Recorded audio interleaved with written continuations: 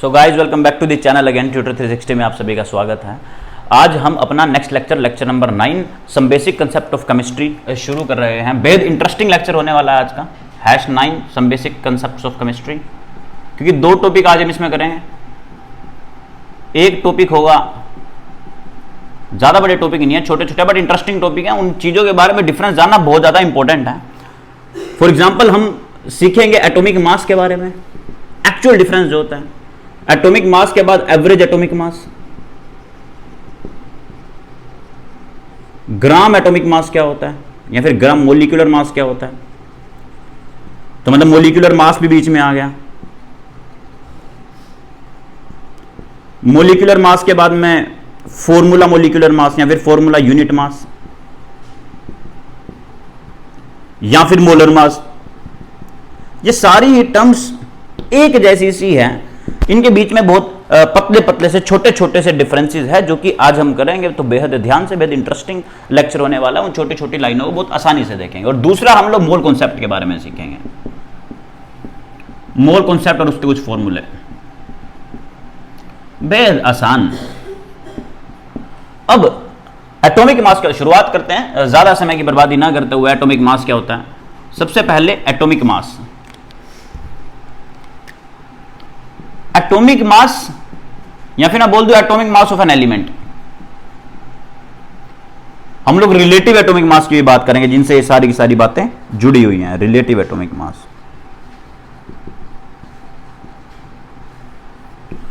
Atomic mass of an element. सबसे पहले मास, मास मतलब क्या?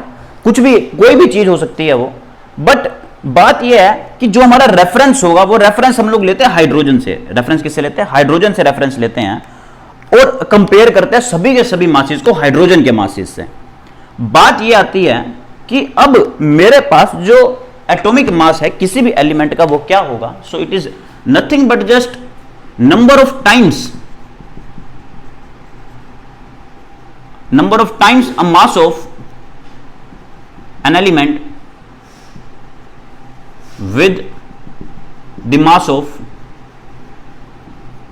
Hydrogen atom.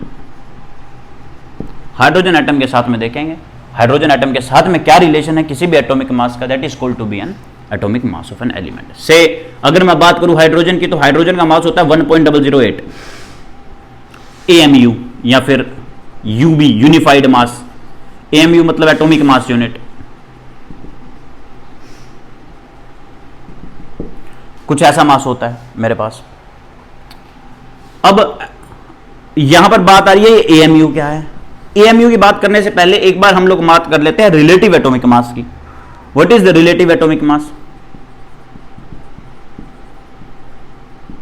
रिलेटिव एटॉमिक मास दोस्तों मतलब क्या, या फिर एवरेज एटॉमिक मास। रिलेटिव एटॉमिक मास भी बोल दो, एवरेज एटॉमिक मास बोलो इसे। एवरेज एटॉमिक मास, अगर मान लो मेरे पास क्लोरीन है और उस क्लोरीन के दो आइसोटोप, क्लोरीन 35 और क्लोरीन 37 मेरे पास प्रेजेंट है मेरे एनवायरनमेंट के अंदर। इसका जो परसेंटेज है वो है 75% प्रेजेंट अर्थ में, और इसका जो प्रेजेंट है वो है 25% अर्थ के अंदर प्रेजेंट। फ्रैक्शन में निकालूंगा तो इट विल बी लगभग, मैं इसको बोल सकता हूं 3:1। ये बोला जा सकता है कि ये 3:1 के अंदर मेरे पास टोटल फ्रैक्शन जो है वो प्रेजेंट है किसका? एवरेज एटॉमिक मास का। तो इसकी जो एवरेज होगी, एवरेज मतलब क्या कि 35 इंटू में 3 प्लस 25 इंटू में 1 और डिवाइड कर दूंगा टोटल फ्रैक्शन 4 से। तो लगभग इसका जो आंसर आएगा वो आएगा 35.5। यू बोल दो या AMU बोल दो। That is the relative atomic mass. Relative या फिर एवरेज एटॉमिक मास मतलब क्या हुआ कि मेरे पास जो भी आइसोटोपिक मास था, वो आइसोटोपिक मास कितने प्रोपोर्शन के अंदर है, कितने प्रोपोर्शन के अंदर है। अगर मैं उसकी एवरेज निकाल दूं, then I will have the average atomic mass. उसे बोला जाएगा एवरेज एटॉमिक मास। कार्बन के भी 3 आइसोटोप होते हैं, 12, 13 और 14। तो इनकी भी लगभग जो भी परसेंटेज यहां पर प्रेजेंट होती है, उसके अकॉर्डिंग इसका मास जो है वो निकाला जा सकता है। न्यूमेरिकल में हम लोग ये वाला एग्जांपल जो है वो करने वाले हैं। एवरेज एटॉमिक मास के बाद आता है मोलिकुलर मास। मोलिकुलर मास का मतलब क्या है? एक मोलिक्यूल का मास। हम मोलिकुलर मास को पढ़ेंगे, मोलिकुलर मास को पढ़ेंगे in comparison with the formula unit mass. इन दोनों में एक बात का छोटा सा डिफरेंस है। मोलिकुलर मास को मैं बोल देता हूं कि कोई भी मोलिक्यूल का mass, mass of a molecule, mass of a molecule, या फिर mass of all the atom present in a molecule. कुछ भी डेफिनेशन हो सकती है, आप लोगों को डेफिनेशन के बारे में नहीं जानना।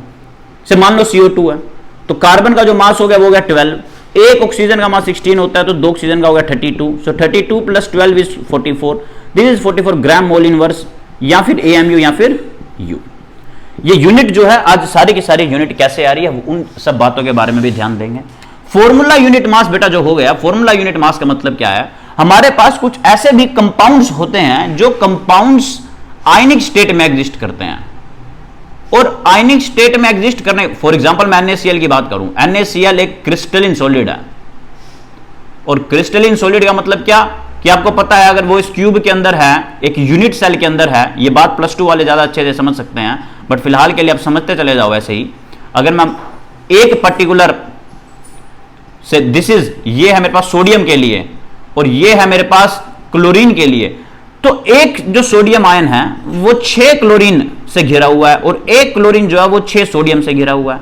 तो एक क्रिस्टलिन सॉलिड, एक क्रिस्टलिन नेटवर्क बनाया हुआ है इसने। तो जो आयंस की फॉर्म में जो कंपाउंड्स होते हैं उनका मास निकाला जाता है फॉर्मूला यूनिट मास से। फर्क कोई नहीं होता, जो भी एटॉमिक मास हम लोग लेंगे, नॉर्मल जिस तरीके से मोलिकुलर मास निकाला गया था वैसे ही हम लोग फॉर्मूला यूनिट मास जानेंगे। सो 23 + 5 + 3 8, this is 58.5 gram mole inverse, या फिर AMU, या फिर आप लोग क्या बोल सकते हो दोस्तों, यूनिफाइड मास आप बोल सकते हो। फिर आता है ग्राम मोलिकुलर मास, एवरेज हो गया, ये हो गया, ये हो गया, है ना। अब बारी आती है कि मेरे पास ये क्या बला है ग्राम मोलिकुलर मास की। अगर मैं, ये सारे के सारे ना एक मोलिक्यूल है, एक मोलिक्यूल, एक मोलिक्यूल, मतलब मैं अगर एक मोलिक्यूल की बात करूंगा तो मेरे पास कहानी आएगी किसकी, हर एक के अंदर यूनिट क्या आएगी, U या AMU। बट अगर मैं N मोलिक्यूल की बात करता हूं तो मेरे पास यूनिट आएगी ग्राम, और उसी को बोला जाता है ग्राम मोलिकुलर मास, जिसकी ग्राम मोलिकुलर मास, और प्यार से जिसको तुम लोग मोलर मास बोलते हो, कि एक मोल का मास, इसलिए ग्राम मोल इनवर्स आ जाता है वहां पर, जो मैंने यहां पर लिखा ग्राम मोल इनवर्स। यहां पर नहीं लिखूं चलेगा, बट वहां पर ग्राम मोल इनवर्स ही यूनिट आने वाली है। यहां पर भी आएगी, ऐसा नहीं है नहीं आएगी, बट ये पर्टिकुलरली N मोलिक्यूल के लिए अगर ग्राम है तो एक मोलिक्यूल के लिए कितना होगा, ग्राम by mole, that is gram mole inverse. वहां से यूनिट डिराइव होती है। फॉर एग्जांपल ले लेते हैं कि अगर मेरे पास, सिंपल सी बात है, कोई ऐसा एग्जांपल भी बहुत बड़ा एग्जांपल नहीं है, मैं बोलता हूं कि हाइड्रोजन के एक मोलिक्यूल का जो मास है दैट विल बी 1 AMU, तो मैं बोलूंगा N मोलिक्यूल का जो मास होगा वो होगा 1 ग्राम, दैट्स इट, खत्म कहानी। तो एक मोलिक्यूल का अगर मैं बोलूंगा तो it will be unitary method 1/n, n की यूनिट क्या होगी, मोल, सो ये ग्राम में था, so it will be gram mole inverse. इसलिए मैं वहां पर मैंने ग्राम मोल इनवर्स की जगह AMU भी आसानी से लिख दिया था। So this is the gram molecular mass. Definition में अगर जाना चाहें तो कुछ ऐसा लिख सकते हैं, when mass of a molecule, when mass of a molecule या फिर mass of an molecule present in, represent या फिर expressed in grams is known as gram molecular mass. तो बेहद आसान सी चीजें हैं, बट छोटे छोटे से डिफरेंसेस है जो कि आपको समझने पड़ेंगे। ग्राम मोलिकुलर मास को ही मैंने क्या बोल दिया, मोलर मास, और मोलिकुलर मास और फॉर्मूला यूनिट मास, ये छोटे छोटे से डिफरेंसेस हैं इन सभी के बीच में। बारी ये आती है what is atomic mass unit. ये AMU क्या बोला है, AMU तो भैया सबसे इंपॉर्टेंट है, एक एटॉमिक मास यूनिट 1 AMU। हमें कोई भी एक रेफरेंस चाहिए था, जो कि वर्ड ही आ गया ना, रिलेटिव एटॉमिक मास। तो रिलेटिव का मतलब एक सभी के सभी जितने भी एटम्स है उसका रिलेशन बाकी के एक पर्टिकुलर एलिमेंट से। तो मैं यहां पर क्या ले रहा हूं, वो एलिमेंट ले रहा हूं 1/12 मास ऑफ कार्बन 12 एटम या फिर कार्बन 12 एलिमेंट। क्योंकि कार्बन के जितने भी आइसोटोप होते हैं सबसे ज्यादा जो स्टेबल आइसोटोप है उसका वो है 12। तो मतलब मैं कार्बन 12 चाहता हूं कि कार्बन 12 में एलिमेंट लूं, उसको 12 से डिवाइड कर दूं तो मेरे पास 1 AMU का मास आ जाएगा। 1 AMU का जो लगभग मास होता है इट विल बी 1.66056 इंटू 10 की पावर -27 kg, या फिर 1.66056 इंटू में 10 की पावर -24 ग्राम। और एक प्रोटॉन का जो मास होता है दोस्तों वो होता है 1.6736 इंटू में 10 की पावर -24 ग्राम। शुरुआत में जब atomic mass of an element हमने पढ़ा था तो मैं वहां पर यह लिख सकता हूं कि mass of an hydrogen atom कितना हुआ, मास ऑफ हाइड्रोजन एटम कितना हुआ, ये जितना भी मास था 1.6736 इंटू में 10 की पावर -24, मतलब मैंने किसका लिया है, एक प्रोटॉन का मास लिया है, उसको डिवाइड कर दिया एक AMU के मास से, unitary method again, that is 1.66056 into 10 की पावर -24। अगर मैं इसको सोल्व करूंगा आएगा 1.008 AMU। हां, फर्दर मैं इसे कैलकुलेशन के लिए 1 एग्जैक्ट ले लेता हूं, बट वो 1 एग्जैक्ट होता नहीं है, दैट विल बी 1.008, वहां से मैंने ये वैल्यू लिखी थी। So this is AMU। अब सभी का जो मास है, रिलेटिव एटॉमिक मास क्या होगा, दिस इज AMU, तो रिलेटिव एटॉमिक मास क्या होगा, रिलेटिव एटॉमिक मास होगा कि mass of an element, mass of an element comparable to 1 atomic mass unit, या फिर इसकी जगह मैं ये भी लिख सकता हूं comparable to 1/12 mass of carbon 12 atom, mass of carbon 12 atom. तो ये बात आपको बेहद आसानी से क्लियर हो चुकी होगी कि रिलेटिव एटॉमिक मास क्या होता है। मतलब अगर मैं बात करूं 12 की और 1/12 का 1.66056 इंटू 10 की पावर -24 ग्राम, तो इसको जब सोल्व करोगे तो आंसर आएगा 12 इंटू में 6.022 इंटू 10 की पावर 23, इसका रेसिप्रोकल। और यहां पर यूनिट क्या आएगी, this is atomic mass unit, this is AMU, this is in gram, तो ग्राम मोल इनवर्स भी मैं बोल सकता हूं। अब बात यह समझो कि ये जो इसका रेसिप्रोकल है ये, इसको ही तो Na बोलते हैं, 12 Na। तो रिलेटिव एटॉमिक मास से कार्बन का ही मैं निकाल रहा हूं, रिलेटिव एटॉमिक मास मैं कार्बन का ही निकाल रहा हूं, और वो कितना आ गया 12 Na, तो एक का कितना होगा 12 AMU। अगर Na का इतना है तो 1 का कितना होगा 12। तो इस बात को आपको आसानी से समझना होगा। अब एक बात और छोटी सी, ये जहां पर भी मैं n वर्ड यूज कर रहा हूं वो n वर्ड यूज हो रहा है एवोगैड्रो नंबर के लिए। n वर्ड जो यूज हो रहा है वो एवोगैड्रो नंबर के लिए हो रहा है। एवोगैड्रो नंबर का मतलब जानिए, या फिर अब मोल कॉन्सेप्ट शुरू हो रहा है। मैंने बोला था छोटी सी वीडियो की, ज्यादा बड़ी बट ये बहुत इंपॉर्टेंट वीडियो होने वाली है, क्योंकि आपको यूनिट्स के बारे में पता होना चाहिए, पर्टिकुलर डिफरेंसेस के बारे में पता होना चाहिए। एवोगैड्रो नंबर का मतलब देखो, अगर मेरा जो एलिमेंट है या फिर एटम है बहुत छोटा है, बहुत पावरफुल माइक्रोस्कोप भी अगर ले लूं तो भी मास को मेजर नहीं किया जा सकता, उन पार्टिकल्स के एक मास को मेजर करना इंपॉसिबल है। तो कलेक्शन उठानी थी, कुछ नंबर ऑफ पार्टिकल्स उठाने थे कि भैया मैं एक बंदे का मास मेजर नहीं कर सकता, मैं एक काम करता हूं 20 बंदे ले लेता हूं और उनका मास मेजर कर लेता हूं, क्योंकि थोड़ा बहुत मास आ जाएगा, माइक्रोस्कोपिक लेवल पे ही आए भले ही। तो मैंने कितने नंबर लिए, Avogadro number, that is 6.022 into 10 की पावर 23। मोल कॉन्सेप्ट का मतलब यही है कि एक मोल के अंदर कितने पार्टिकल्स हैं, इतने पार्टिकल्स हैं, या फिर इतने एवोगैड्रो नंबर है, इतने पार्टिकल्स। मतलब अगर मैं बोल लूं एक मोल हाइड्रोजन एटम के अंदर कितने हैं, सो मैं बोलूंगा 6.022 इंटू 10 की पावर 23 एटम्स। मैं बोलने वाला हूं एक मोल ऑफ CO2 मोलिक्यूल के अंदर कितने हैं, तो जो भी यहां पर है एज इट इज लिख दूंगा, तो इतने मोलिक्यूल उसके अंदर होंगे। पार्टिकल्स मतलब वो एटम हो सकते हैं, वो आयंस हो सकते हैं। मैं बोल दूं एक मोल सोडियम आयन के अंदर बताओ कितने आयंस हैं, सो इट विल बी, एक मोल का मतलब 6.022 इंटू 10 की पावर 23, मतलब एवोगैड्रो नंबर। अभी बात देखो, थोड़ी सी बात समझने की कोशिश करते हैं। मान लो भैया हमारा जो मास होता है, बहुत इंपॉर्टेंट बात बोल रहा हूं, हमारा जो मास होता है वो मास होता है या तो न्यूट्रॉन की वजह से और या फिर प्रोटॉन की वजह से। न्यूट्रॉन मतलब N, प्रोटॉन मतलब P। अच्छा, एक कार्बन के पास में 6 प्रोटॉन होते हैं, 6 न्यूट्रॉन, तो उसका मास लगभग ये आएगा। मैं अपनी कन्वीनियंस के अकॉर्डिंग मान लेता हूं कि एक प्रोटॉन का मास लगभग एक न्यूट्रॉन के इक्वल होता है, तो 12 प्रोटॉन का मास होगा। 12 प्रोटॉन का मास मतलब 12 इंटू में प्रोटॉन का, एक प्रोटॉन का जो मास होता है वो होता है 1.67 इंटू 10 की पावर -24 ग्राम। अभी मैं नहीं चाहता ना कि मेरे पास इतना बड़ा मुझे याद रखना पड़े, ये ग्राम के अंदर है, देखो ध्यान से, मैं नहीं चाहता वो इतना मुझे नंबर याद रखना पड़े, तो मेरे को इस नंबर को छोटा करना है, तो मुझे इस नंबर को हटाना होगा। इस नंबर को हटाने के लिए मैं क्या करूंगा, इसी नंबर से डिवाइड कर दूंगा। तभी तो ये नंबर हट जाएगा। बट ये नंबर किस में आएगा? मोल में, क्योंकि ये 1 मोल का मास है लगभग। सो 12 इंटू में ये कैंसल आउट होंगे, और अदरवाइज कैंसल आउट ना हो तो समझो ये जो रेसिप्रोकल है इसी को सोल्व करके आता है 6.022 इंटू 10 की पावर 23। तो यूनिट क्या होगी यहां पर? ये ग्राम में था, ये मोल के अंदर ग्राम मोल इनवर्स, तो इसलिए मोलर मास हो गया 12। ये कैंसल आउट हो जाएंगे, 12 ग्राम मोल इनवर्स, या फिर मैं बोलूं 12U, या फिर मैं बोलूं 12 AMU। This is the particular molecular mass. इसलिए इतने एवोगाड्रो नंबर लिए गए क्योंकि हमें एक फ्रैक्शन क्रिएट करना था, एक नंबर चाहिए था, और उस नंबर के अकॉर्डिंग इतने पार्टिकल्स जो है वो वहां पर होंगे।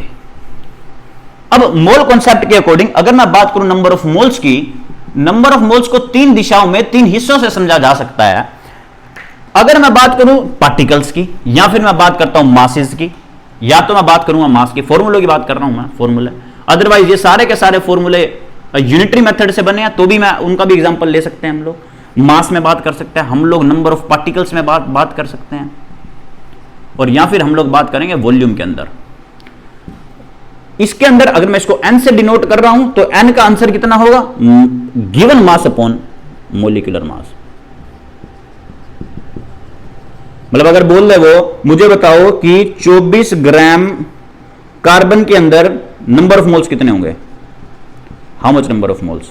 अब मैं इस फॉर्मूले से नहीं कर रहा, आप कर सकते हो, 24 आएगा यहां पे। मोलिकुलर मास कितना होता है? कार्बन का 12 होता है, फिर एटॉमिक मास में चेंज हो जाएगा यही,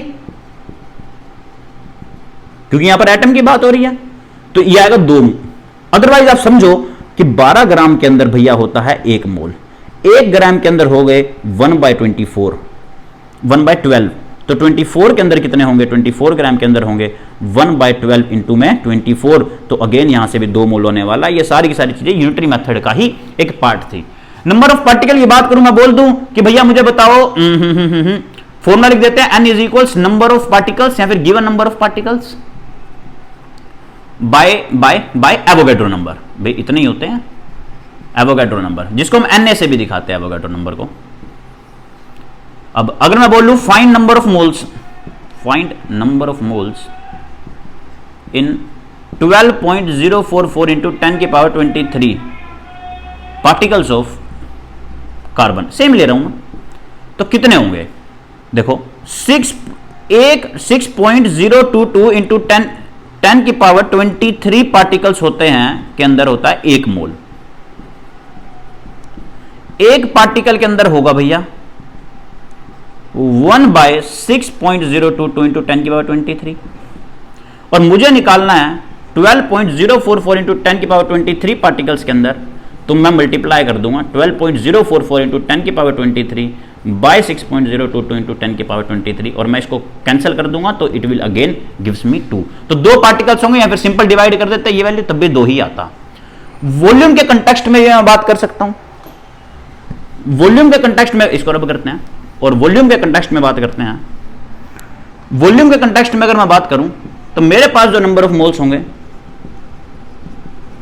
it will be the volume of जो भी पार्टिकल है या फिर गैस है at NTP, normal temperature pressure पर कितनी होगी, और डिवाइडेड बाय 22.4 लीटर,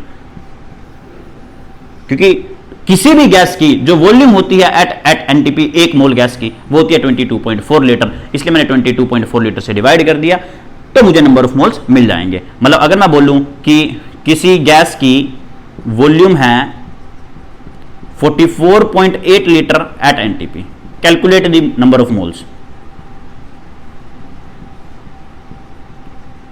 तो मैं डायरेक्ट डिवाइड कर दूंगा, नंबर ऑफ मोल्स कितने आएंगे 44.8 बाय 22.4, डेसिमल गया, ये 2 से जाएगा। मैंने हर बार एग्जांपल ऐसा ही लिया जिससे नंबर ऑफ मोल्स जो है 2 आएंगे, कन्वीनियंस के लिए, और कोई बात नहीं है। तो बेहद इंपॉर्टेंट लेक्चर था, क्योंकि ये सारा का सारा बेसिस है मोलैरिटी का, नॉर्मेलिटी का, फॉर्मेलिटी का, स्टिचियोमेट्री कोफिशिएंट्स का, और कहीं ना कहीं अगर देखी जाए तो इसके अंदर आप बैलेंसिंग भी इंक्लूड कर सकते हो, जो कि आगे वाले लेक्चर्स हमारे होने वाले हैं। So thank you for watching the video.